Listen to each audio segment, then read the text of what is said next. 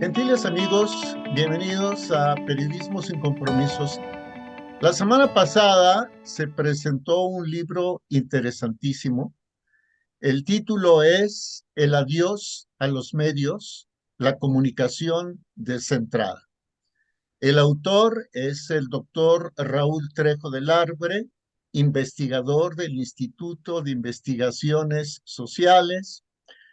Él es integrante de diversas asociaciones dedicadas a la investigación de la comunicación y se encuentra con nosotros. Le damos las gracias por hacerlo. Raúl, qué privilegio. El privilegio es mío, Jorge, me da mucho gusto conversar contigo. Muchas gracias. ¿Qué motivó la publicación de esta tu más reciente obra? ¿Cuántos libros llevas ya publicados, Raúl? Libros solo míos, yo creo que 22. Imagínate. Aparte tengo capítulos en, creo que como 150 libros. En fin, no, suena mucho, pero decirte que no lo es tanto si consideras que este es mi trabajo, es parte de mis tareas en la Universidad Nacional, en donde si no ocurre otra cosa, el próximo enero voy a cumplir 50 años de estar trabajando. Así que 22 libros y los demás en ese tiempo no es realmente demasiado. Mm, Siempre con la sencillez que te caracteriza. Raúl, ¿qué es lo que motiva la publicación de El adiós a los medios, la comunicación descentrada? Yo diría que antes que nada una serie de la inquietud por reunir en un solo volumen muchas reflexiones, muchos puntos de vista, muchos intentos de interpretación que he estado formulando en los últimos tiempos acerca del papel de los medios de comunicación. Me inquieta mucho, por un lado, la manera como a veces se analiza a los medios sin considerarlos parte ya no de un entorno mediático ceñido a los medios tradicionales como teníamos antes, sino ahora lo que tenemos, yo lo llamo una suerte de ecología comunicacional, de la cual forma parte de los medios, pero también las redes sociodigitales, todos los espacios de esta índole que tenemos en Internet. Yo he trabajado durante mucho tiempo, por un lado, el estudio de los medios que llamo convencionales o concentrados, la radio, la prensa, la televisión, el cine, y por otro lado, he estudiado o me he maravillado, diría también, con Internet desde hace más de un cuarto de siglo. Mi primer libro sobre Internet apareció en 1996, cuando casi nadie conocía esta red, pero creo que hay que hacer un esfuerzo para entender a todo esto como parte hoy de un solo entorno, y es lo que hace este libro en donde llamo descentrados a los medios que todos utilizamos, Twitter, YouTube, Facebook, que no tienen, aunque son propiedad de empresas con intereses y nombres concretos, no tienen un eje por donde transiten todos los mensajes, un eje que donde alguien pueda cerrar la llave y censurarlos. Hay muchos accesos a estas redes. Y por otro lado está lo que he llamado la comunicación concentrada, que son los medios tradicionales de comunicación. En este libro entonces, Jorge, se habla de la manera como los medios comunican, del papel de las audiencias. Es una suerte es un libro pequeñito, muy accesible, es una suerte de manual para entender a la comunicación contemporánea.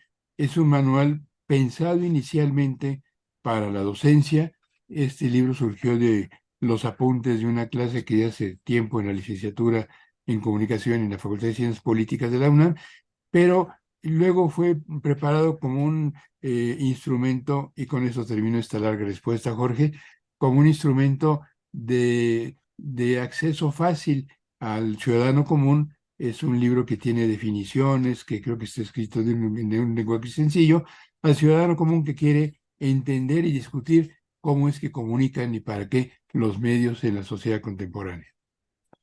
Raúl, platicaba con mis alumnos hace unos cuantos días que el profesional del periodismo de alguna forma ejerce el derecho a la información que tiene la sociedad entera, puesto que, como dice el artículo 19 de la Declaración Universal de los Derechos Humanos del 10 de diciembre de 1948, la persona tiene la libertad de investigar, de difundir, lo acabas de expresar, y de recibir informaciones y opiniones.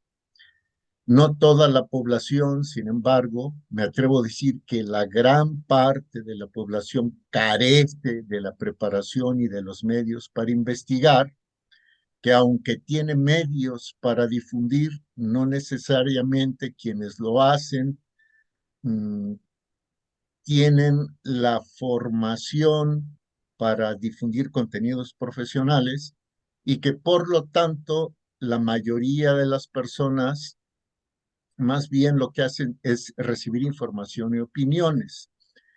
En este sentido, ¿qué papel juegan las audiencias? Tú que las has estudiado tanto, ¿de qué manera las consideras? ¿Como una fuente de información o las consideras como entes informativos?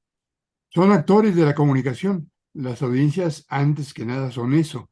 Son el conjunto de las personas a las cuales están dirigidos los contenidos de los medios de comunicación, pero también reaccionan.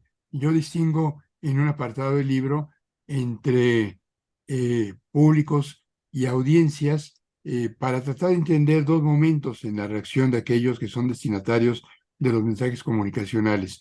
Eh, y pongo un ejemplo en un auditorio donde se realiza un concierto de lo que sea, hay gente que está presente mirando el concierto.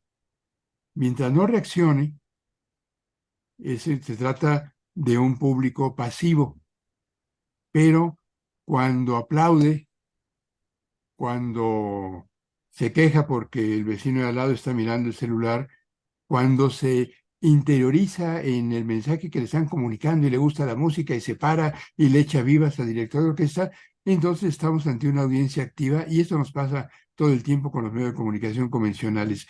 Ahora, además, tenemos la posibilidad de que parte de la audiencia, todos aquellos que sí lo quieran y que tengan acceso a dispositivos y conexiones digitales, puedan a su vez ser creadores de contenidos que a veces hacen de manera muy burda, poco profesional, sin responsabilidad. De todo esto hay en el mundo contemporáneo. Y entonces ocurre que es como si, y con esto voy a completar este ejemplo del libro, no se me ha ocurrido esta figura, Jorge, como si ese público que está en el salón de conciertos, de repente sacara su propio violín o sacara su propia flauta y se pusiera a tocar al mismo tiempo que está tocando la orquesta. Por supuesto que es altamente probable que estas personas que empiezan a comunicar sus mensajes melódicos de esta manera desentonen y estropeen el concierto que está dando la orquesta sinfónica que está en el escenario de este auditorio que estamos imaginando, pero y esto a lo mejor hay quien considere que enriquece el concierto, habrá muchos que digan que lo está empobreciendo y metiéndole literalmente demasiado ruido. Eso nos pasa el día de hoy. Tenemos profesionales de la comunicación que hacen su tarea, que elaboran los mensajes, y elaborar los mensajes no significa solamente diseñar una noticia o filmar un video, sino elegir qué se comunica y cuándo y para quiénes se comunica. Y por otro lado, hay mucha gente que con sus mensajes de Twitter, con sus memes en Facebook, con sus videos en YouTube o en Instagram, amplían, a veces enriqueciéndolo y también con mucha frecuencia distorsionándolo e implicando disrupciones, este escenario de la comunicación. Eso tenemos hoy. ¿Qué les toca a los profesionales de la comunicación hacer en este escenario, en este complejo panorama? Yo diría que seguir haciendo lo suyo, porque entre otras cosas, algo que abunda en esta proliferación de información sin concierto y casi desmedida son las mentiras. Y uno de los escasos recursos de los que disponemos para atajar las mentiras es el trabajo de los profesionales de la información que rastrean las notas, que las verifican, que nos dicen si un asunto es verdad o no. Yo creo que esto hace que el periodismo, cuando se hace buen periodismo, seguirá siendo indispensable en los siguientes tiempos. Pero ¿y qué pasará, Raúl, con los medios? Porque el título del libro es El adiós a los medios. Sí, es un título juguetón y provocador, que trata de advertir, pero también trata de describir algo que está ocurriendo. Al final de cuentas, yo entiendo a los medios como entidades, instituciones tecnológicas con asidero en la sociedad en proceso de transformación. Creo que está cambiando y quizá cambie de manera definitiva la idea de la comunicación como un proceso en donde unos especialistas elaboran y difunden mensajes hacia el resto de la sociedad.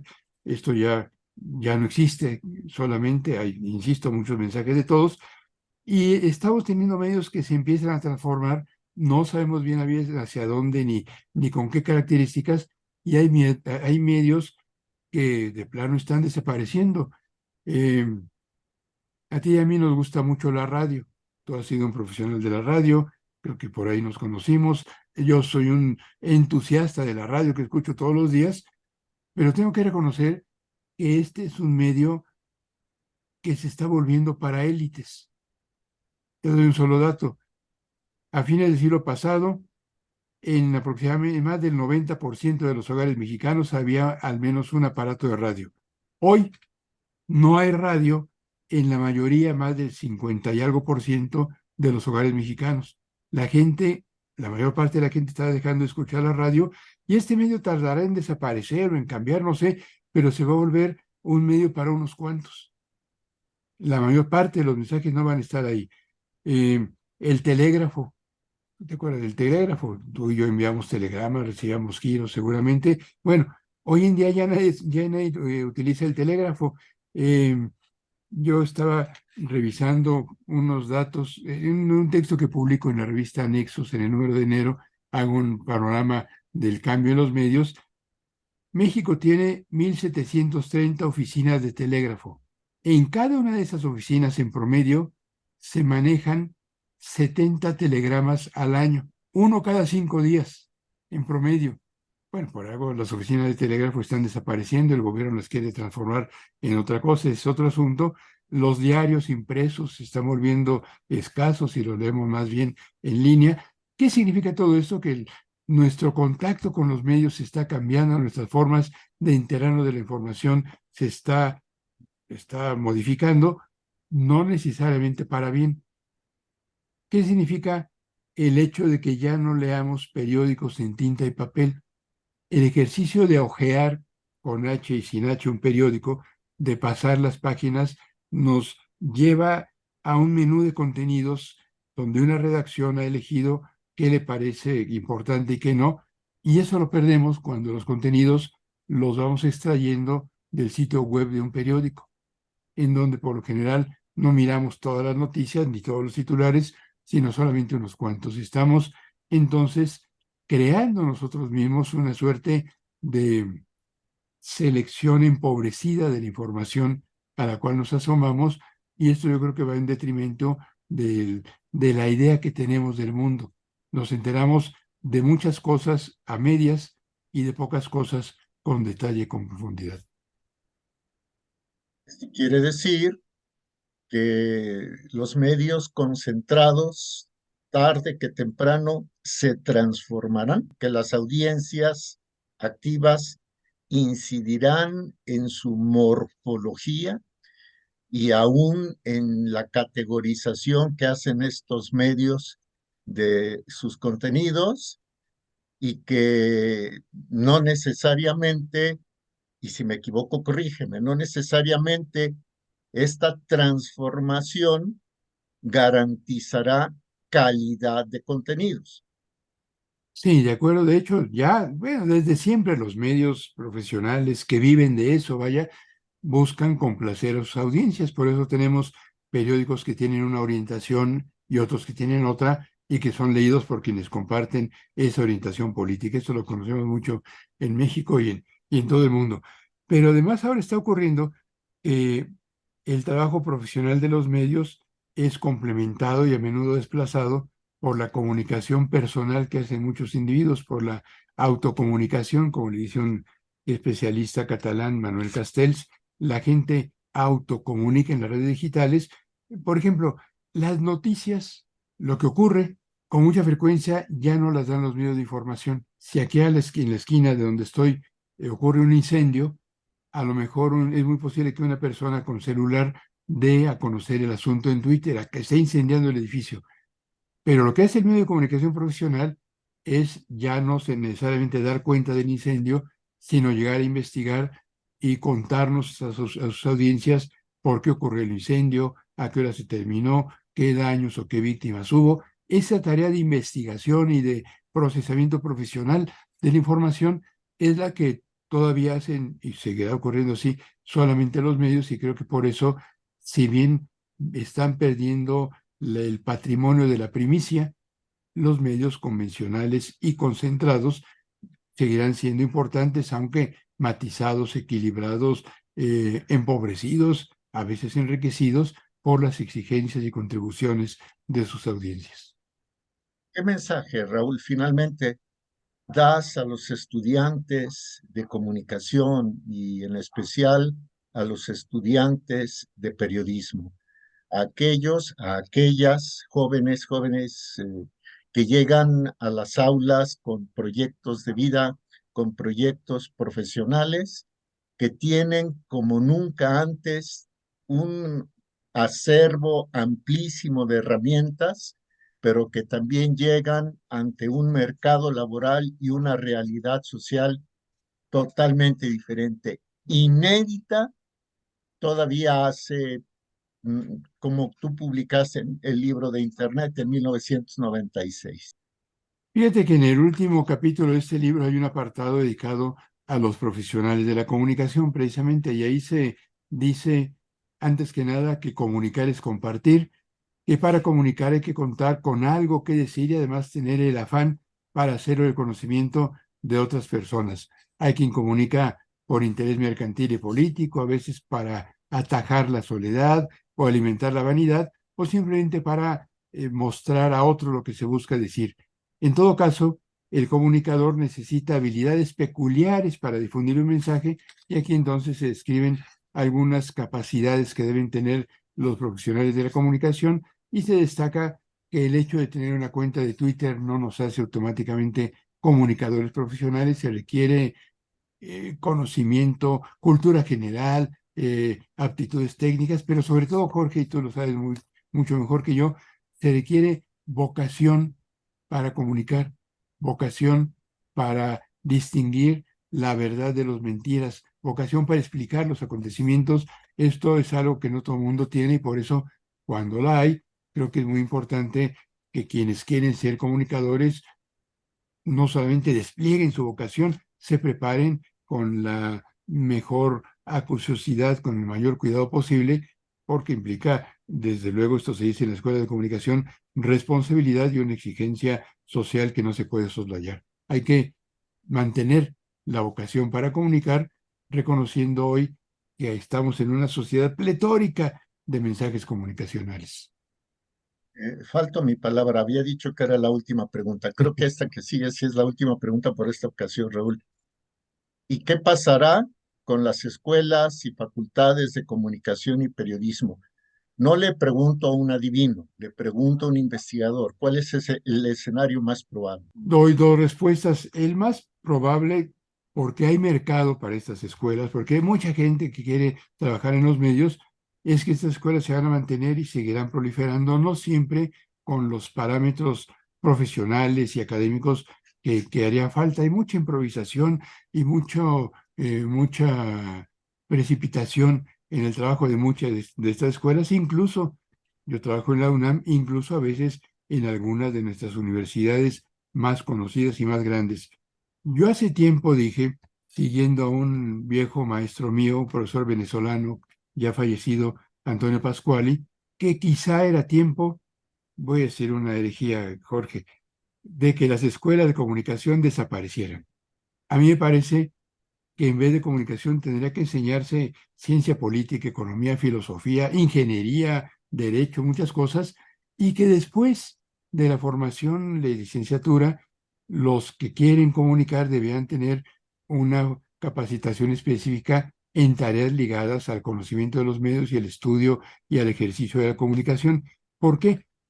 Porque muchas veces en nuestra escuela de comunicación se capacita a una suerte de aprendices de todo y oficiales de casi nada, que no encuentran acomodo en los medios porque no tienen un conocimiento específico de alguna disciplina. Hay que saber cómo hacer una nota informativa, pero también hay que conocer algo de derecho, de economía, de historia, de ética, por supuesto. Y nuestra escuela de comunicación, al estarse especializando de manera excesiva, han abandonado el complemento que le otorgaba el estar respaldadas en las humanidades y o en las ciencias sociales. Antes en la escuela de comunicación, eso me tocó a mí hace medio siglo en la UNAM, además de teoría de los medios, se enseñaba derecho constitucional, además de redacción, nos daban clases de economía. Y esto le daba a la gente cierta capacitación, este tronco básico de conocimientos ya no existe en todas las carreras de comunicación y creo que esto nos está dando lecciones que obligarán a revisar el currículum, las currículas de las escuelas, que es algo que no está ocurriendo de manera rigurosa. Por eso te di dos respuestas, van a seguir y van a seguir sin enseñar una mirada específica a los asuntos de este mundo.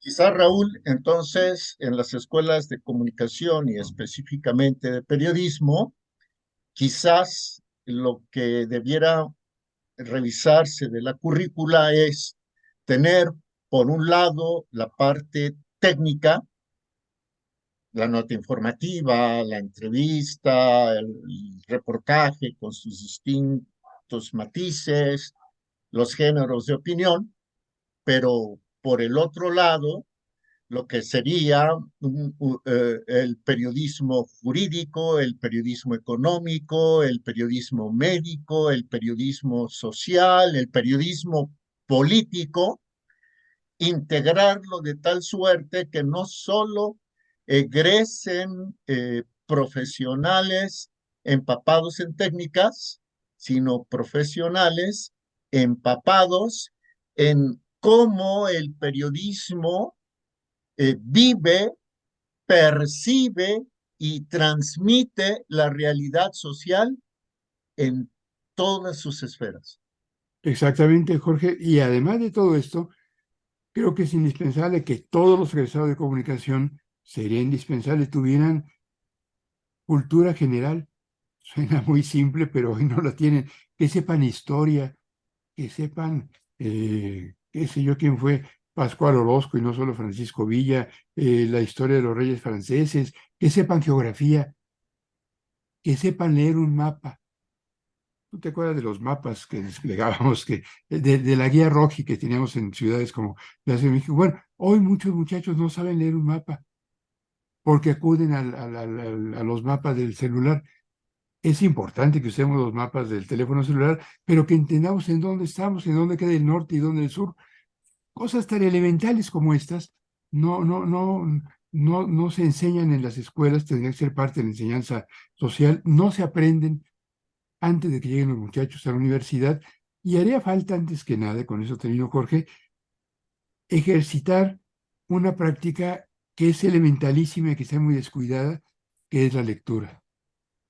Hay que leer no solo los libros de texto, leer a los clásicos, leer novelas, haber leído a Cervantes y a Shakespeare, pero también a José Agustín y a Carlos Fuentes. Mira, Jorge, cuando yo estudié hace medio siglo, parte de lo que más me enriqueció, porque tuve profesores que eran escritores, además, fue la lectura de narrativa, de literatura anglosajona y mexicana. Y yo veo con mucha preocupación que hoy los muchachos en nuestras escuelas no han leído a Hemingway, ni a Faulkner, ni a Proust, ni a Joyce, ni a Kafka. Y esto te da, la lectura de estos autores y muchos más, nos abre las puertas no solo a la imaginación y a otras realidades, sino a comprender y ejercitar un lenguaje y forma de pensamiento articulado. Eso debieran tener los comunicadores de mañana si es que yo diseñara su plan de estudios, pero me temo mucho que nuestras escuelas tienen otras prioridades y los comunicadores de pasado mañana tendrán otras aptitudes. Y ya pasado mañana el mundo será, estoy hablando metafóricamente, pasado mañana será muy diferente a la realidad de hoy, como la de hoy es muy diferente a la de cuando surgió Internet. Así es. Raúl, ha sido un privilegio. Muchas gracias. Me ha dado mucho gusto compartir estas reflexiones contigo, desarrollarlas junto contigo. Gracias por la invitación, Jorge. Al contrario, Raúl, y ojalá pronto, bueno, no pronto, porque tú eres una persona muy ocupada por tus propias investigaciones, deberes de investigador, académico, etcétera, pero que de vez en vez tengas, yo lo sé que sí, la gentileza de recibirnos. Cada vez que tú me lo indiques, Jorge, con mucho gusto. Gracias, Raúl. Te mando un abrazo. Un abrazo. Y a usted que amablemente nos ve en Periodismo sin Compromisos, le mandamos otro y muy fuerte. Hasta la próxima.